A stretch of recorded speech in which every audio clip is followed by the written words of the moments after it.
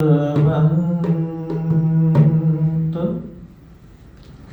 जैसा कि हम लोग सुन रहे थे, प्रभु राम की सेना और ने लंका नगरी को चारों ओर से घेर कर चढ़ाई कर दी। जवाब में रावण के भेजे हुए वीर राक्षस लोग भी राम की सेना, जो कि वानरी सेना है, रावण की सेना जो एक से एक भयंकर राक्षस हैं, पर अंगद अरु हनुमंत प्रवेशा कीन दुर्ग अस कह अवधेशा। श्री राम जी ने कहा कि अंगद और हनुमान किले में घुस गए हैं। दोनों वानर लंका में विध्वंस करते हुए लंका दो कपि सोहहि कैसे, मथहि सिंधु दुई मंदर जैसे। हनुमान जी और अंगद जी महाराज लंका को विध्वंस ऐसे कर रहे हैं, ऐसा प्रतीत हो रहा है जैसे समुद्र को दो मंदराचल पर्वत मथ रहे हो। भुज बल रिपुदल दल मलि, भुजाओं के बल से रिपु मीन्स दुश्मन के दल को कुचल कर, मसल कर, फिर दिन का अंत हुआ जानकर, यानी शाम हो गया, हनुमान और अंगद दोनों कूद पड़े और श्रम थकावट रहित होकर वहां आ गए जहां श्री भगवान राम जी विराजमान थे। देखिए, जिंदगी रूपी यात्रा में बहुत सारे अवघट घाट आते हैं। जिंदगी संघर्ष ही तो है, पर दिन भर कुछ भी करो, शाम को भगवान के पास पहुंच जाओ, भगवान के पास। और भगवान के पास पहुंचने का मतलब यह है कि सुबह जब जीवन प्रारंभ हो, देखिए, यह राम रावण की लड़ाई हो या कौरव पांडवों की लड़ाई हो, महाभारत के नाम से जिसको जाना जाता है, या फिर देवासुर संग्राम हो। देवासुर संग्राम, महाभारत का संग्राम, राम रावण का संग्राम, यह युग भेद से अलग अलग भले ही है, लेकिन सच्चाई यह है, देवासुर संग्राम का मतलब क्या हुआ? देवता हैं सतोगुण और राक्षस हैं तमोगुणी। तो सतोगुणी और तमोगुणी हमेशा लड़ते रहते हैं। ये देवासुर संग्राम कभी खत्म नहीं होता। अच्छा, अब आ जाइए राम रावण। तो एक सदाचार और एक निराचार, एक सत्य, तो वहां भी यही बात है। राम और रावण की लड़ाई का भी यही मतलब है, धर्म और अधर्म। महाभारत की लड़ाई में भी धर्म और अधर्म कहा भी है भगवान ने, यदा यदा ही धर्मस्य ग्लानिर्भवति भारत। रामचरित्र मानस के माध्यम से कहा, जब जब होए धर्म की हानि, बाढ़ असुर अधम अभिमानी, तब तब धरे प्रभु विबुध शरीरा, हर कृपा निधि सज्जन पीड़ा। ये देखो, ये रहस्यमय शब्द है। भगवान किसकी पीड़ा हरते हैं? सज्जन की। इसका मतलब यह है कि सज्जन को पीड़ा देना भगवान को पीड़ा देना है। सज्जन को पीड़ा देना भगवान को पीड़ा देना। और सज्जन कौन है? राम राम त्यहि सुमिरन कीन्हा, राम नाम त्यहि सुमिरन कीन्हा, हृदय हरषि कपि सज्जन कीन्हा, हृदय हरषि कपि सज्जन कीन्हा। सज्जन की परिभाषा रामचरितमानस में, सुंदरकांड में आप लोग जानते हैं। राम राम राम सुमिरन कीन्हा। विभीषण जी महाराज, हनुमान जी मन में खुश हो गए। क्या खुश हो गए? किस बात से? हृदय हरस। कौन सी खुशी मिली? बोले कब सज्जन छीना। हनुमान जी पहचान गए, ये सज्जन है। क्या ये सज्जन है? कौन सज्जन है? है जी? राम राम राम करके जाके सज्जन जो होगा उस ब्रह्म बेला के समय राम राम राम सज्जन है। सज्जन की परिभाषा यही है। उठते ही निकलना चाहिए। ये बनावटी नहीं। नहीं, सुबह नहा धो के पूजा में निकल तो शुरू सज्जन। अच्छा, सज्जन है तो हनुमान जी को प्रसन्नता क्यों हुई? एक बात यह भी, मान लीजिए सज्जन को पहचान लिया, तो सज्जन की पहचान यह है कि साधु ते होय न कारज हानि। सज्जन से आपके काम की हानि नहीं होगी।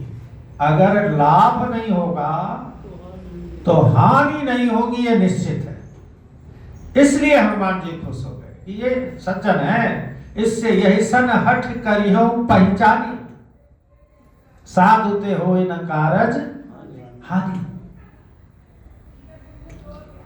इसलिए प्रसन्नता हुई, क्योंकि इनसे काम की हानि नहीं होगी, नुकसान नहीं होगा। अगर फायदा ना हुआ तो अच्छा, जबकि हनुमान जी यह सोच कर गए थे कि हानि नहीं होगी, लेकिन हुआ फायदा। हुआ क्या? जुगुत विभीषण सकल सुनाई। अशोक वाटिका में प्रवेश करना कोई साधारण बात थी? इतने गजब की सुरक्षा थी है? आप सोचो, लंका में प्रवेश करते समय हनुमान जी मच्छर जैसा रूप बनाकर घुसे, तब भी पकड़े गए। कितनी गजब की सिक्योरिटी थी। तो अशोक वाटिका जो सबसे प्रिय थी राम को, सुंदर पर्वत पर थी अशोक वाटिका, तो वहां जाना जुगुत। इसलिए जाने की युक्ति बताई किसने? विभीषण ने। तो लाभ हुआ कि नहीं? ऐसे जाते, मान लीजिए हनुमान जी बलिष्ठ थे, सब कुछ था, जाते तो तुरंत जाते, पहले बगैर मिले सीता जी के मार काट शुरू हो जाती है नहीं? पहले मिलने से पहले ही मार काट शुरू हो जाती। तो जो भेद जानना चाहते थे वो कैसे हो पाता? इसलिए वहां पहले पहुंचकर पहले तो माता सीता का हित कुशल देखकर उसके अनुसार फिर कुछ काम करना था।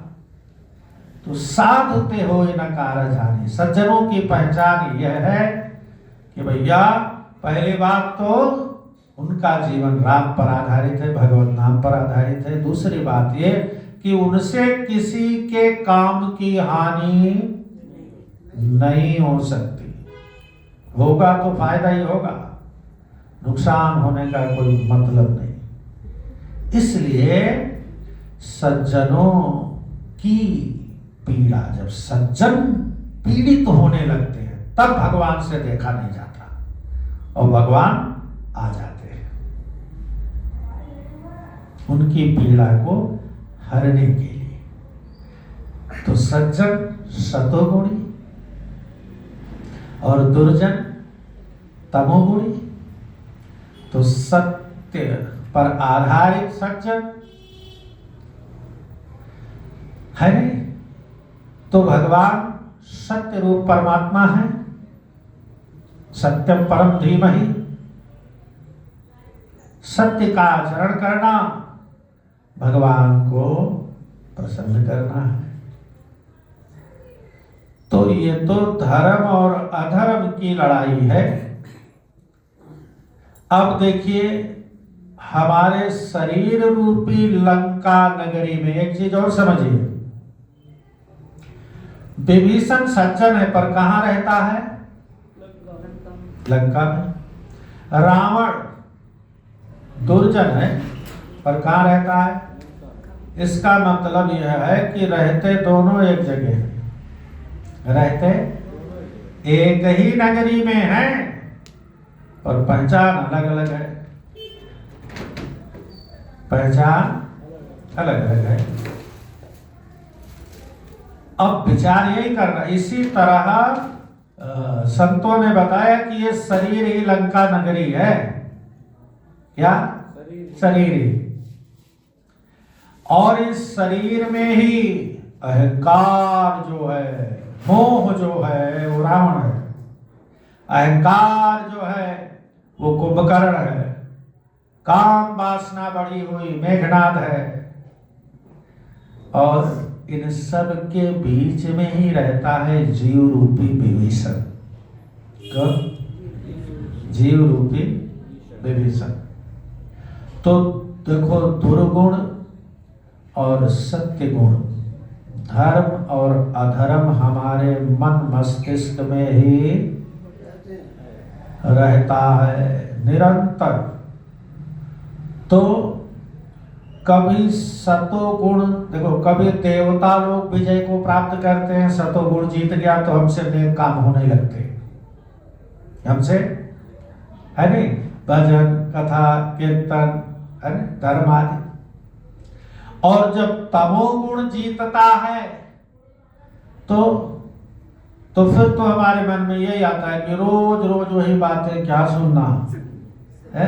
कितनी बार मैंने रामायण सुन ली, कितनी बार पढ़ ली, मंदिर में जाओ ठंड लगती है, क्या जाना, बढ़िया रजाई में बैठे रहो। तो जिस दिन यह मन में विचार आ गया तो उस दिन राक्षस लोग जीत गए। क्यों? दुर्गुण जीत गया। अच्छा कुछ भी हो पर हमें हमारा नियम है नहीं, इसी बहाने हम घंटा आध घंटा भगवत चरित्र के साथ, भगवत नाम के साथ, है नहीं, भगवान के साथ होने का मतलब ये नहीं कि वो डायरेक्ट प्रकट होकर आपको साथ बिठाए, है नहीं, ये भी समझना है। भगवान के साथ होने का मतलब है जिस समय आप सत्य आचरण करते हुए भगवत स्मरण कर रहे हैं तो आप भगवान के साथ ही हैं। आप सत्य कर्म कर रहे हैं तो आप भगवान के साथ ही हैं। आप धर्माचरण कर रहे हैं तो भगवान के साथ ही हैं। भगवान का नाम ले रहे हैं, भगवान का चरित्र सुन रहे हैं तो आप भगवान के साथ ही हैं। इसीलिए रामचरितमानस में एक चीज बहुत बढ़िया कही गई। देखो सत्संग इसीलिए कहते हैं जब बहुकाल हो सत्संग का, थोड़े समय में हम सब कुछ जान लेना चाहे तो ये भी ठीक नहीं है नहीं। रामचरितमानस में कहा गया है, सन्मुख हो ही जीव मोहि जबहि, जन्म कोटि अघनासहि तबहि। भगवान राम ने स्वयं कहा है कि मेरे सन्मुख होते ही जीव का एक जन्म नहीं, करोड़ों जन्म के पाप जलकर भस्म हो जाते हैं। कितने जन्म? अब सन्मुखता है क्या, हम यह जान पाएंगे तभी तो सन्मुख हो पाएंगे, है जी। हम तो ये सोचते हैं कि भगवान के आगे खड़े हो जो हाथ जोड़ लो बस सन्मुख हो गए। नहीं भाई, हमारे गुरु जी कहा करते थे, राम को सब जानते हैं, है जी। राम को सब जानते हैं, राम को सब मानते हैं, राम को सब मानते हैं। तो अच्छा देखो, राम को जानते सब हैं, राम को मानते सब हैं, तो फिर गड़बड़ कहाँ है? राम की नहीं मानते, है नहीं, राम की नहीं मानते। जिस दिन राम की मानने लग जाओ, मन बुद्धि जिस दिन राम की स्वीकार कर ले, उसी दिन आप सन्मुख हो गए, उसी दिन। हाँ, जिस दिन आप सन्मुख हो गए, करोड़ों जन्म के पाप खत्म। इसलिए देखो आप, अंगद और हनुमान लंका नगरी में घुस गए, नाना प्रकार के राक्षस योद्धाओं को दलन करके मसल करके सारा दिन चलता रहा मारकाट। शाम होते ही, दिन का अंत होते ही, अच्छा गए थे तो राम का स्मरण, राम का आशीर्वाद लेकर और सत्य भाव से प्रेम के साथ भगवान का स्मरण करना ही भगवान की कृपा प्राप्त करना है। रामचरितमानस में कोई चीज बाकी नहीं लगाई गई है। साफ शब्द में कहा गोस्वामी तुलसीदास जी महाराज ने, मन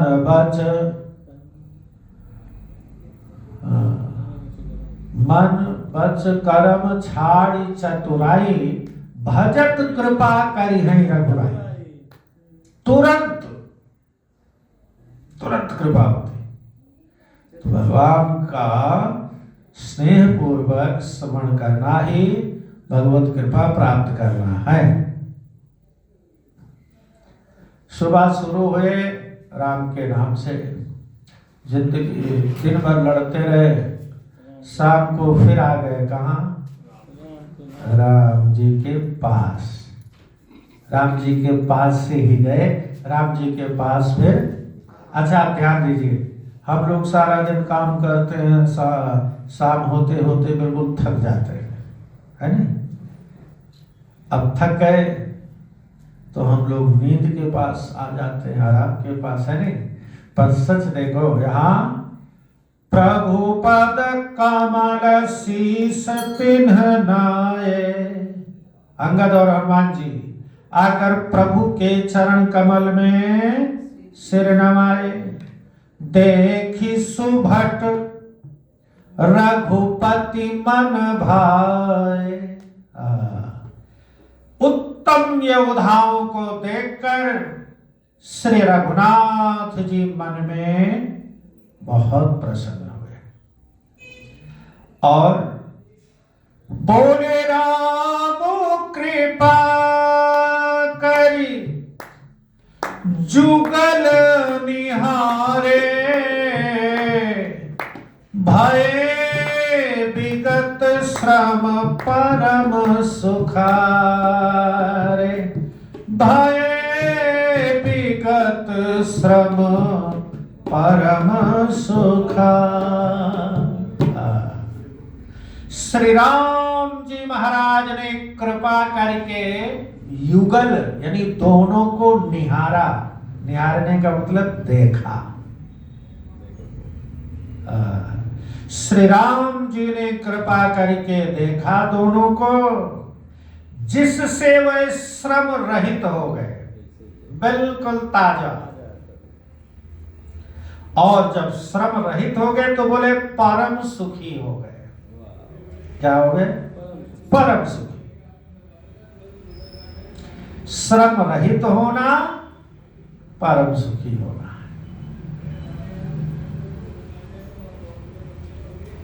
इस तरह से भैया दिन भर कुछ भी करते रहो, शाम को प्रभु के चरणों में नमन हो जाए और 5 मिनट 10 मिनट सही प्रेम के साथ सब कुछ भूल जाए, राम राम राम राम याद रह जाए।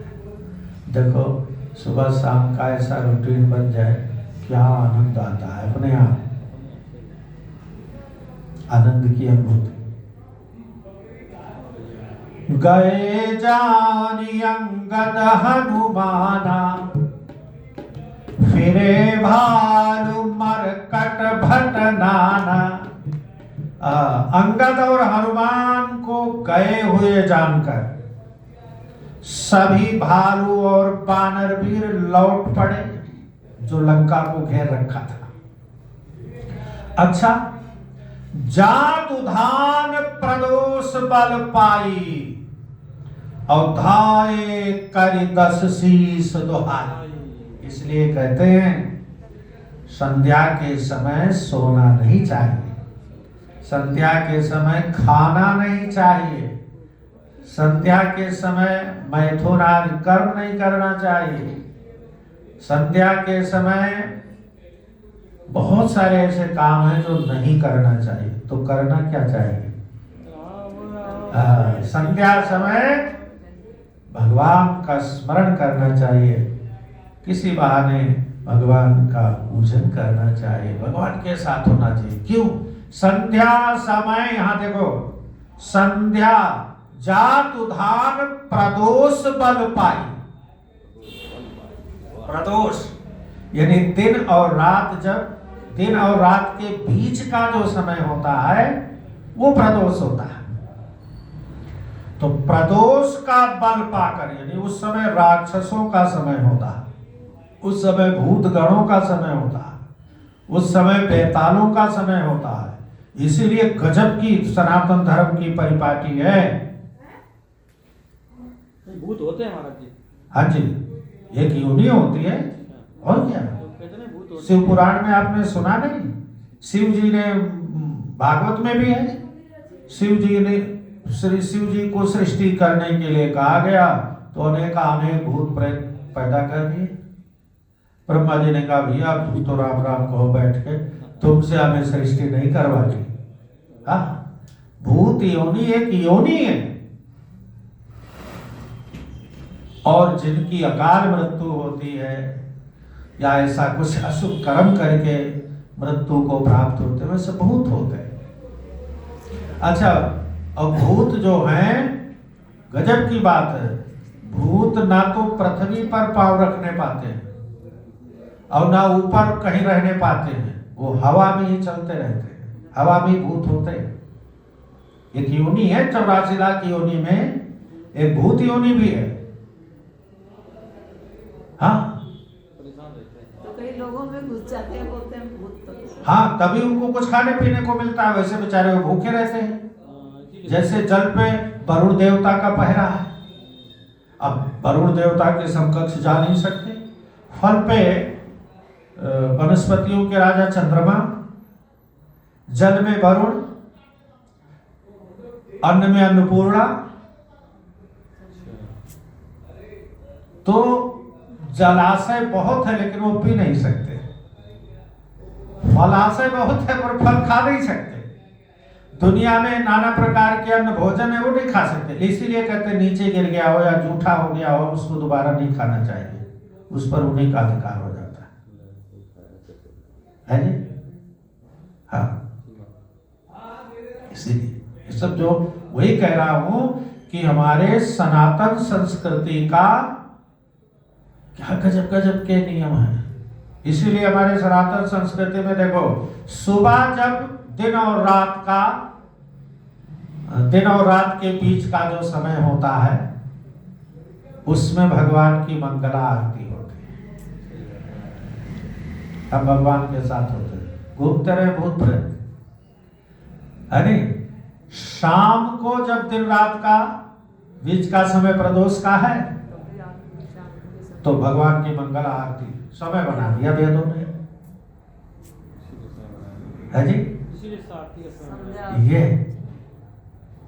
इसलिए हमें आरती में सम्मिलित होना चाहिए। हाँ, किनारे नहीं आ सकता। आप सतो गुणी है तो भूत आपके पास नहीं आ सकता। आप जैसे आजकल देखो ना, पार्टियों में खाना खा के हाथ पहुंच लिए, झूठे हो गए, है नहीं। लघु शंका दीर्घ शंका करके नहाए नहीं, हाथ नहीं धोए, कुल्ला नहीं किया है, हाँ? आप अपवित्र हैं, उस समय भूत आक्रमण कर सकता है। तो भूत लोग देखते रहते हैं कि कोई अपवित्र अवस्था में मिले तो उसके ऊपर चढ़ जाते हैं। फिर वो जो कुछ खाता पीता है वो भूतों को मिलता है, अन्यथा भूत को कुछ नहीं मिलता। इसीलिए कहते हैं कि भैया श्राद्धों में, अमावस्या को, संक्रांति को, आदि आदि पर्वों पर पितरों को जल देना चाहिए। क्या पता कोई भूत योनि में हो हमारा बुजुर्ग है नहीं, तो उसको कुछ खाने पीने को मिलेगा नहीं तो ऐसे घूमते रहेंगे, सालों साल भूखे रहते हैं भूत लोग। हाँ, भूत योनि होती है, मर भी नहीं सकते, मर भी नहीं, अच्छा सालों साल इनकी उम्र बहुत होती है, मर भी नहीं सकते। मरना क्या, जितने दिनों का भोग है उतने दिन भोगेंगे। तो संध्या समय में इनको बल मिल जाता है।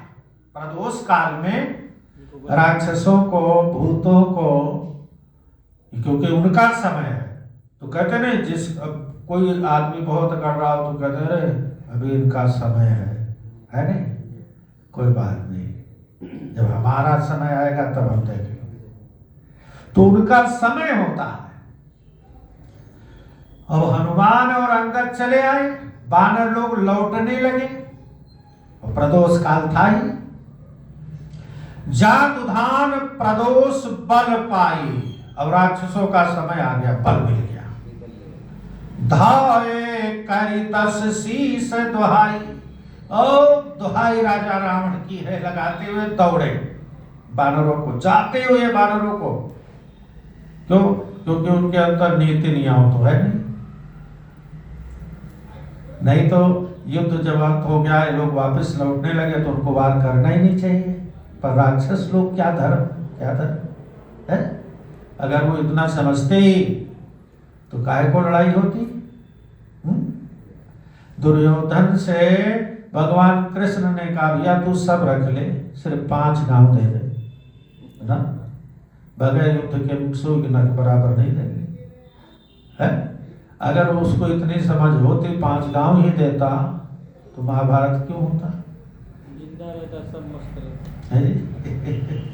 लेकिन वो अहंकार मानने कहाँ देता है, अहंकार है नहीं, मानने कहाँ देता है। तो धाये करितस शीस दुहाई, काल यानी सायंकाल का बल पाकर रावण की दुहाई देते हुए वानरों पर धावा बोल दिया। किसने? राक्षसों ने। तो निश्चर अनी देख कपि फिरे, और जहां तहां कट कटाए भट भिड़े। अब जब धावा बोल दिया तो बाकी जो वानरों को पता लगा तो सब ये भी लौट पड़े, लौट पड़े तो एक दूसरे से कटकटाकर भिड़ गए। दो दल प्रबल पचारी पचारी, लड़त सुभट नहीं मान ही हारी। दोनों तक इधर वानर लोग भी उधर राक्षस लोगों को संध्या का बल मिल गया। तो महावीर निशिचर सब कारे, और नाना बरन बलि मुख भारे। अब देखिए, सभी राक्षस महान वीर हैं और अत्यंत काले हैं। क्या है? काले। और बानर विशालकाय तथा अनेकों रंगों के हैं। इसका मतलब थोड़ा थोड़ा रात होने लगा तो अब राक्षस दिखते नहीं, मारते हैं पर दिखते नहीं, काले हो गए, है नहीं? अब दोनों ही दल बलवान हैं और समान बल वाले योद्धा हैं, क्रोध करके लड़ते हैं और वीरता दिखाते हैं। प्राविट सरद पयोद घनेरे, लरत मनहु मारुत के प्रेरे। राक्षस और बानर युद्ध करते हुए ऐसे जान पड़ते हैं मानो क्रमशः वर्षा और शरद ऋतु के बादल आपस में हवा के प्रेरणा से लड़ रहे हो। अनिप अकंपन अरु अतिकाया, विचलत सेन कीन्ह माया। अकंपन नाम का राक्षस, अतिकाय, इन सेनापतियों ने अपनी सेना को विचलित होते देखकर माया कर दी, राक्षसी माया। अब माया कर दी तब क्या हुआ? बोले भयउ निमिष मह अति अंधियारा। एक निमिष में बिल्कुल अंधकार, वृष्टि हो रुद्रो पल धारा छारा, और पल भर में अत्यंत अंधकार हो गया। खून, पत्थर, राख की वर्षा होने लगी। तो देखी निबिड़तम दसहु दिश कपिदल भयउ खभार। एक ही एक न देखहि, जहाँ तहाँ करई पुकार। अब थोड़ा बहुत जो दिखाई देता था वो भी बंद हो गया, एक दूसरा देख ही नहीं पाता, सब जहां तहां खड़े पुकार करते हैं। लेकिन ध्यान रहे, सज्जनों के समक्ष कुछ देर के लिए कठिन समय आता तो जरूर है, पर भगवान की दृष्टि उन पर बराबर रहती है। यही शिक्षा हमें धारण करना चाहिए, विचलित नहीं होना चाहिए। भगवान की दृष्टि बराबर है। सकल मरम रघुनायक जाना, सब राम जी जान गए। तो लिए बोली अंगद हनुमाना, और समाचार सब कहि समुझाए, सुनत कोपि कपि कुंजर धाये। अंगद और हनुमान जी को बुलाया प्रभु राम ने, और सारी बात उनको बता दी कि राक्षसों ने भाई माया कर दी है। पुनि कृपाल हंसी चाप चढ़ावा।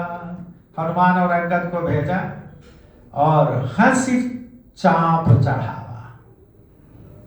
क्यों हंसे? क्यों? मायापति से माया। हाँ, धनुष पे बाण रखा, पावक सायक सपदि चलावा, अग्नि बाण चला दिया।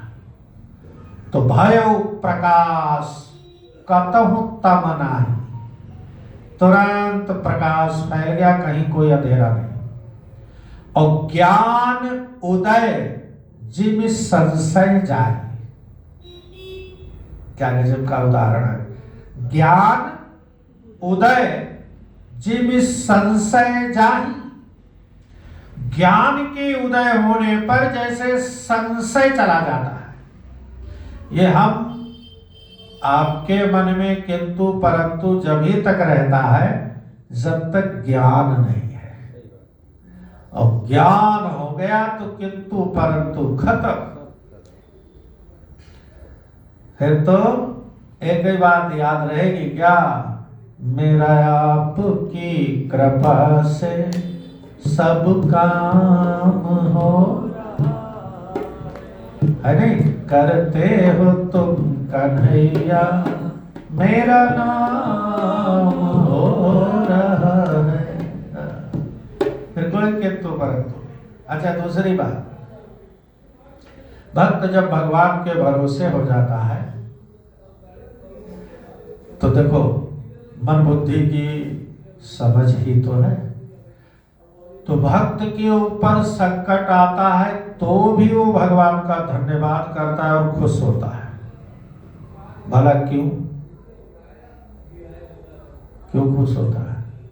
ये भगवान देखते है जी, भक्त के ऊपर जब संकट दुख पीड़ा आती है तो भी वो भगवान का धन्यवाद करता है और खुश होता है।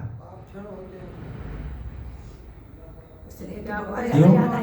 है जी, पाप करेंगे, भगवान को याद करेंगे दुख में। माता के तब तक क्या भगवान इससे साथ ज्यादा रहेंगे। सजा हाँ मिलती है? भक्त दुख में तो ज्यादा भगवान साथ रहेंगे, नहीं, क्या माता के इससे साथ ज्यादा रहते हैं। में और संकट आता है? अच्छा, हम जैसे लोगों को अगर संकट आए तो हम भगवान को कोसने लग जाते हैं, सीताराम। यही समझ है। हाँ, हाँ, ये समझ ली। बिल्कुल। यही समझ है। भगवान है क्या भक्त भगवान के भरोसे ध्यान रहे तो यह सोचते हैं कि भगवान मेरे पिता हैं, मैं उनका पुत्र हूँ, भगवान मेरे गुरु हैं, मैं उनका शिष्य हूँ, है नहीं, भगवान मेरे मालिक हैं, मैं उनका सेवक हूँ, कोई भी भाव मान लो। तो पिता पुत्र का कभी अनिष्ट सोच सकता है? पिता पुत्र के लिए जो भी करेगा है जी, अच्छे के लिए ही करेगा। ये पुत्रों को विश्वास होता भी है और होना भी चाहिए। जो सत्पुत्र हैं उनको विश्वास होता भी है और होना भी चाहिए। पर ऐसे भी तो पुत्र हैं जो पिता के ऊपर ही लड़ पड़ते हैं, माँ को ही डांट लगाने लगते हैं। क्यों? क्योंकि उनको अपने बल बुद्धि पर विश्वास है, अपने दिमाग पर विश्वास है। तो बूढ़े हो चुके हैं, तुम्हें उतनी समझ नहीं जितनी मुझे है। लेकिन जब भगवान को सौंप दिया अपने आप को तो उनको यह यकीन हो जाता है, मन बुद्धि स्वीकार कर लेते कि मेरे प्रभु जो भी करेंगे मेरे हित के लिए करेंगे। किसके लिए? मेरे हित के लिए। अब अगर जीवन में कोई कष्ट कोई दुख आया है तो जरूर इसमें मेरा कोई हित होगा। मेरे परमात्मा मेरे प्रभु मेरे राम जी है नहीं, मेरे को साफ कर रहे हैं, मेरे को पवित्र बना रहे हैं, नाना प्रकार के भाव, तो उसमें भी खुश। और कदाचित सुख आ जाए अभिलषित तो बार बार भगवान को न्यौछावर होते हैं कि धन्य है प्रभु आपकी कृपा। गड़बड़ हो जाए तो प्रभु की इच्छा और अच्छा हो जाए तो प्रभु की कृपा। हम लोग क्या करते हैं, गड़बड़ हो जाए तो भगवान ने खराब किया और अच्छा हो जाए तो हमने बहुत मेहनत से किया, इसलिए हमारे साथ दुख सुख लगा रहता है। लेकिन जो भगवान के भरोसे हो गए उनको कोई दुख नहीं, वो हर हाल में हमारी तेरी तरफ नजर है, खुश है। क्या खुश? क्यों? क्योंकि भगवान की नजर बराबर। तो इस तरह जब समझ आ जाता है तो किंतु परंतु खत्म। इसलिए कहा कि ज्ञान उदय जिम संशय जाहि।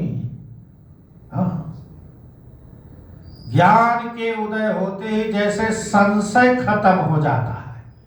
क्या खत्म हो जाता है? संशय, शंका। और शंका रूपी रोग की कोई दवाई है? ये तो सब कहते हैं शंका रूपी रोग की दवाई। तो फिर शंका को पालते क्यों हो? जानते हो क्यों? क्योंकि ज्ञान का प्रकाश नहीं है। और ज्ञान का प्रकाश हो गया तो शंका खत्म। शंका ही दुखदाई है, शंका खत्म तो दुख खत्म। ऐसे ही प्रभु ने एक अग्नि बाण चलाया, जो अंधेरा राक्षसों की माया से हुआ था सब खत्म, कहीं भी कोई अंधकार नहीं। तो भालु बलि मुख पाई प्रकाशा, धारे हर्ष विगत श्रम नाशा। भालू और बानर प्रकाश पाकर श्रम और भय से रहित होकर प्रसन्न होकर दौड़े। हनुमान अंगदरन गाजे, हनुमान और अंगद आ गए। सुनते ही रजनीचर भागे, राक्षस लोग भागे। तो भागत भटपट कहीं धरि धरनी, और करही भालू कपि अद्भुत करनी। अब तो भागते हुए राक्षसों को बानर लोग पटकने लगे। गही पद डारहि सागर माही, किसी को पकड़कर पैर घुमाकर समुद्र में ही फेंक देते। हाँ, मकर उरग झग धरि धरि खाही, और समुद्र में रहने वाले जल जंतु उन्हें खा जाते। इस प्रकार कछु मारे कछु घायल, कछु गढ़ चले पराए, और गरजहि भालि बलिमुख रिपुदल बल विचलाए। कुछ मारे गए राक्षस लोग, कुछ घायल हुए, कुछ भागकर लंका में प्रवेश कर गए। अपने बल से शत्रु दल को विचलित करके रीछ और बानर वीर गरज रहे हैं। बोलिए राजा रामचंद्र भगवान की श्री राम जय राम जय जय।